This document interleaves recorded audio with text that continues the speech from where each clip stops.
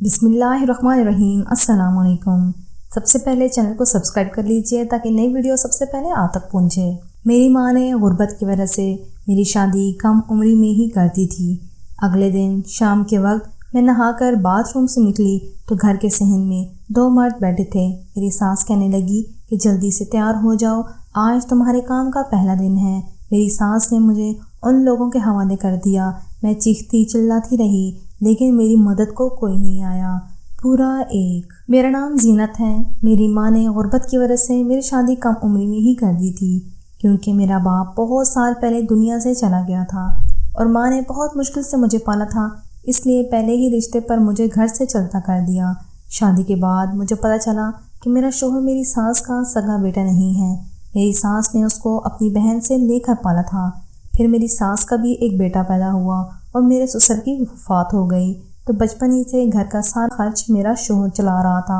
میرے شوہر کی آمدن اگرچہ زیادہ نہیں تھی لیکن پھر بھی وہ میرا بہت خیال رکھتا تھا، جبکہ میرا دیور انتہا درجے کا آوارہ اور لوفر لڑکا تھا، لیکن پھر بھی اپنی ماں کی آنکھ کا تارا تھا کیونکہ اس کا اپنا خون جو تھا، جبکہ میرا شوہر میری ساس کی نظر میں بس کمانے والی مشین تھا۔ پھر ایک دن میرا شوہر گھر سے کمانے گیا اور شام کو اس کی لاش گھر آئی۔ سڑک سے گزرتے ہوئے کسی گاڑی سے ٹکرا گیا تھا۔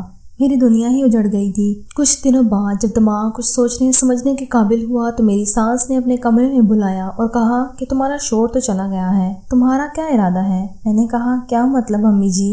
کہنے لگی کہ پہلے تمہارا خرچ تمہارا شوہر اٹھاتا تھا، اب تم خود کماؤ گی اور مجھے بھی کھلاؤ گی۔ میں نے حیرانی سے پوچھا کہ میں کیسے کماؤں گی؟ تو میرے ساس نے جواب دیا کہ تمہارے کام کا بندوبست میں کر دوں گی، بس گھر میں بیٹھ کر ہی کمانا ہے۔ میں نے سوچا کہ اب کوئی ٹھکانہ بھی نہیں ہے، جہاں پناہ ملے تو بہتر ہے کہ کچھ کام دھندا کر لوں۔ میں نے کہا ٹھیک ہے۔ میری ساس میری سعادت مندی سے بہت خوش ہوئی۔ اگلے دن شام کے وقت میں نہا کر باتھ روم سے نکلی تو گھر کے صحن میں 2 مرد بیٹھے تھے، شکل سے جرائم پیشہ اور کپڑوں سے کھاتے پیتے گھر کے لگتے تھے۔ میری ساس ان کی خدمت کاری میں مصروف تھیں، پھلوں اور جوس سے ان کی تواضع کر رہی تھیں۔ میں سوچ میں پڑ گئی کہ یہ کون اتنے اہم لوگ ہیں۔ میری ساس تو کسی کو مفت میں مری ہوئی مکھی بھی نہ دیں، لیکن یہ حیرانگی جلدی ختم ہو گئی۔ میری ساس میرے کمرے میں آئی اور کہنے لگی کہ جلدی سے تیار ہو جاؤ، آج تمہارے کام کا پہلا دن ہے۔ میں نے پوچھا کہ کیسا کام؟ مجھے تو کچھ پتہ ہی نہیں تھا۔ میری ساس مسکرا کر کہنے لگی کہ بہو تم بہت بھولی ہو، یہ جو مرد باہر بیٹھے ہیں تم ان کے ساتھ جاؤ گی، دیکھو صرف ایک رات کے 10,000 وصول کیے ہیں میں نے ان سے۔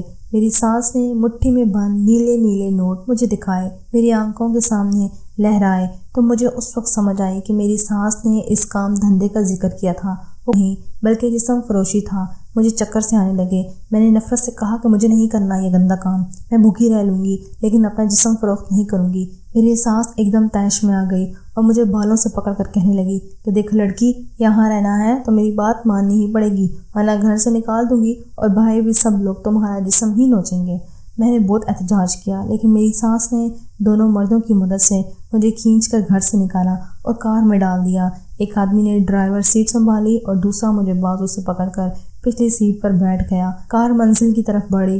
میں مسلسل اپنی قسمت پر رو رہی تھی۔ مجھے اپنا شوہر یاد آ رہا تھا، اس نے غریب ہونے کے باوجود مجھے عزت اور زندگی کی چھوٹی چھوٹی سہولتیں دی تھیں۔ کار ایک رہائشی علاقے میں ایک بڑے بنگلے کے گیٹ پر رکی اور گیٹ کھلنے پر اندر داخل ہو گئے تھے۔ وہ مجھے کار سے اتار کر دوسری منزل پر ایک کمرے میں لے گئے اور کہا کہ رات تک یہاں آرام کرو، فریج میں پانی اور کھانے پینے کی چیزیں موجود ہیں اور ہاں کوئی چالاکی کرنے کی کوشش مت کرنا کیونکہ ہم نے تم کو کل صبح بحفاظت تمہاری ماں کے حوالے کرنا ہے۔ ہم رات کو تمہارے پاس آئیں گے اور اپنی ایک ایک پائی وصول کریں گے۔ یہ کہتے ہوئے ایک آدمی نے میری گال پر چٹکی کاٹی اور کہکا لگا کر کمرے سے نکل گئے۔ جاتے ہوئے دروازہ باہر سے لاک کر گئے تھے۔ میں بیڈ پر لیٹ کر کافی دیر تک روتی رہی۔ مجھے اپنا انجام صاف نظر آ رہا تھا۔ بھلے میں نے غربت میں بچپن گزارا تھا لیکن میری ماں نے مجھے ہمیشہ عزت سے جینا سکھایا تھا۔ مغرب کی اذان کی آواز کانوں میں پڑی تو میں نے اٹھ کر کمرے کی کھڑکی کھولی۔ تازہ ہوا اندر آئی تو میری گھبراہٹ کچھ کم ہوئی۔ دیوار سے باہر بہت بڑا درخت تھا، اس کی بڑی بڑی شاخیں کھڑکی تک آئی ہوئی تھیں اور ہوا سے جھوم رہی تھیں۔ میری سوچیں بچپن میں چلی گئی تھیں۔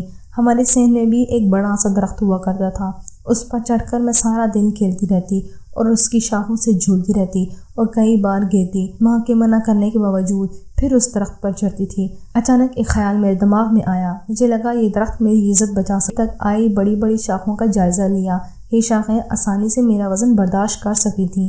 میں نے ایک مضبوط شاخ کو پکڑا اور اس کے سہارے میں نیچے لٹک گئی۔ جب میرے پاؤں ایک مضبوط شاخ پر جم گئے تو میں نے دونوں ہاتھ چھوڑ دیے۔ اگلے 5 منٹ میں سڑک پر کھڑی تھی۔ میں نے آس پاس دیکھا اور ایک طرف کو دوڑ لگا دی۔ تھوڑا ہی آگے مجھے ٹرین کی پٹڑی نظر آئی۔ میں سیدھی چلتی ہوئی ٹرین کی پٹری پر پہنچ گئی اور ایک انجانی سمت کی طرف چل پڑی۔ اچانک مجھے پیچھے سے آتی ٹرین کا ہارن سنائی دیا۔ ٹرین ڈرائیور بار بار ہارن دے رہا تھا۔ میں نے فوراً فیصلہ کر لیا کہ میں زندہ رہی تو جگہ جگہ پر مجھے جسم کے بھوکے درندے نوچ کر کھا جائیں گے، اور بار بار مرنے سے بہتر ہے کہ ایک بار ہی مر جاؤں۔ میں سر جھکا کر چلتی رہی۔ موت لمحہ بہ لمحہ میرے قریب آتی جا رہی تھی۔ اچانک کسی نے میرا بازو پکڑا اور مجھے اپنی طرف کھینچ لیا۔ اس وقت ٹرین شور مچاتی میرے پاس سے گزر گئی۔ جس شخص نے میرا ہاتھ پکڑ کر مجھے مرنے سے بچایا تھا، اس نے مجھے اپنی باہوں میں اٹھایا اور مجھے ایک انجان جگہ پر لے گیا۔ میں نے خود کو چھڑانے کی بہت کوشش کی لیکن ناکام ہو گئی۔ اس نے مجھے زمین پر گرایا اور میرے ساتھ چھیڑ چھاڑی کرنی شروع کر دی۔ میں چیختی رہی لیکن میری مدد کو کوئی نہیں آیا۔ پورا 1 گھنٹہ اس نے میرے ساتھ چھیڑ چھاڑ کی۔ اس نے وہ سب کچھ میرے ساتھ کر ڈالا جس کا مجھے ڈر تھا۔ اچانک ایک آدمی آیا اور اس سے مجھے اس درندے سے بچایا اور مجھے قریبی پولیس اسٹیشن میں لے گیا۔ میری ساری کہانی سن کر تھانے دار کسی کو کال کی کہ ایک عورت اور ایک مرد پولیس اسٹیشن پر پہنچ آئے۔ ضروری کارروائی کے بعد وہ مجھے کار میں بٹھا کر اپنے ساتھ لے گئے۔ یہ میرے جیسے بے سہارا اور ستائی ہوئی لڑکیوں کے تحفظ کا ایک بڑا ادارہ تھا، جہاں مجھے باعزت 2 وقت کا کھانا ملنے لگا۔ میں نے اپنی ادھوری تعلیم دوبارہ شروع کی اور کچھ عرصے کے بعد اپنی محنت کے بل بوتے پر اس ادارے کی سربراہ بن گئی۔